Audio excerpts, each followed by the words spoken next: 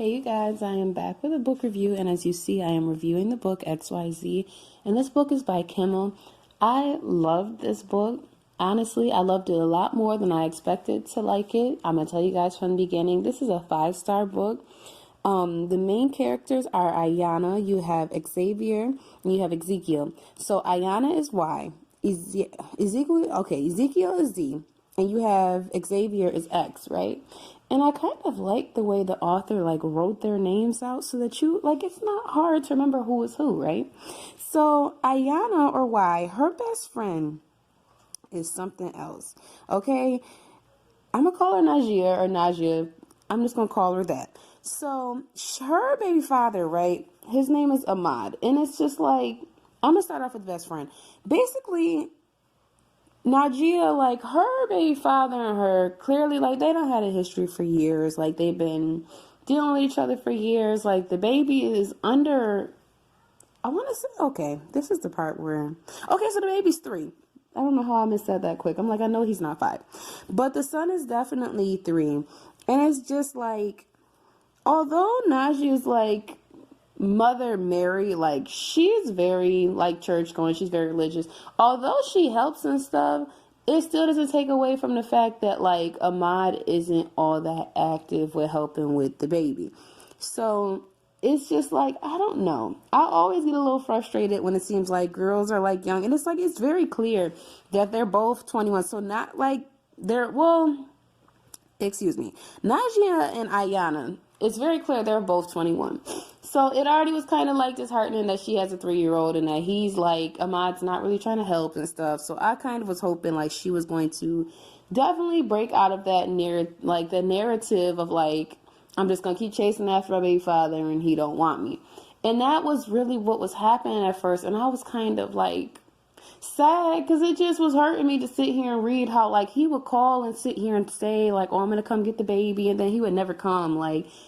That was just, I don't know. It just kind of hurt my feelings for her and for the baby, because the baby all getting excited and the baby done passed out waiting for the dad to come, and Ahmad is nowhere to be found.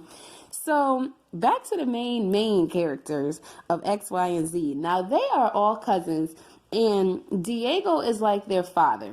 So Diego is an older man that basically took them in without telling too much of the backstory, because the backstory means a lot. He basically took them in and he raised them like they were his own children. And the way that they bond together at first, I think it's not I overlooked the fact that they are not biologically his kids, but the way that he does for them and how close they all are, you would truly, if you didn't know any better, you would truly think that they were all biologically related. And of course the cousins are, but obviously Diego isn't. So then you also have the Aunt Tilu, where she that is, okay, let me get this right. That is Y's aunt. So, oh my God, I'm gonna end up messing up. That is Y's aunt. And I believe that is also the aunt of X and Z. Now, X and Z's mother, she very clearly has some issues. I don't even know. She has some issues. She has a boyfriend named Tommy that is a special case, and that's the best way to put it. The environment that she provided her sons with was extremely lackluster. It was extremely toxic. It was abusive. And it's just I was glad to see that Diego took them under his wing. Now, this is a love story, kind of it has not necessarily some mystery to it, but it's kind of it has this. Okay, so I'm going to say it's mainly, to me, it's mainly a love story. It does have a little bit of violence here and there, but it's not one of those I wouldn't even do this book wrong by calling it a hood book. This isn't even like that. It just has it has a lot of different aspects to it. I feel it could fall into a few different genre types outside of just the urban fiction that you might typically see. It's not a hood book. It's not it's not a girly, over the top book of oh, this is nothing but romance. It just has a good mix of it all. So of course there has to be some type of love interest. And the love interest, to me, that was mainly it, was this man. This man, good God. Creed was something like, the way that the author described Creed just sounded like he was just the cutest thing walking, like, but at the same time, he had a real cold kind of, I don't know. He just seemed real cold. Like, it almost was like you never really seen this man smile. You never really heard him laugh. Like, he is strictly all about his business, and he is in business with Y's cousins, X and Z.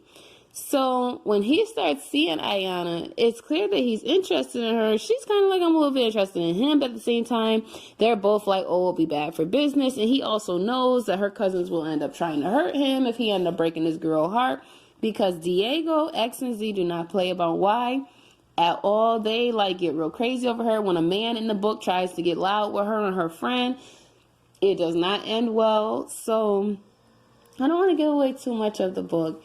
But you guys, this is definitely a 5-star read. There are some parts of the book that caught me off guard where I never saw them coming. Like, there was one big shocker at the end of the book where I was just like, how the hell did I miss this all this time? Like, I did not understand how I didn't. It caught me off guard. The author did an amazing job with the way that she executed this story. You guys have to check out part 2. I believe there's another part 3 as well coming out after this book. So after X, Y, and Z, there's XYZ squared, and I want to say there's XYZ cubed. You guys have to check it out. So that is all I have to say about this book, and I will see you guys in the next book review.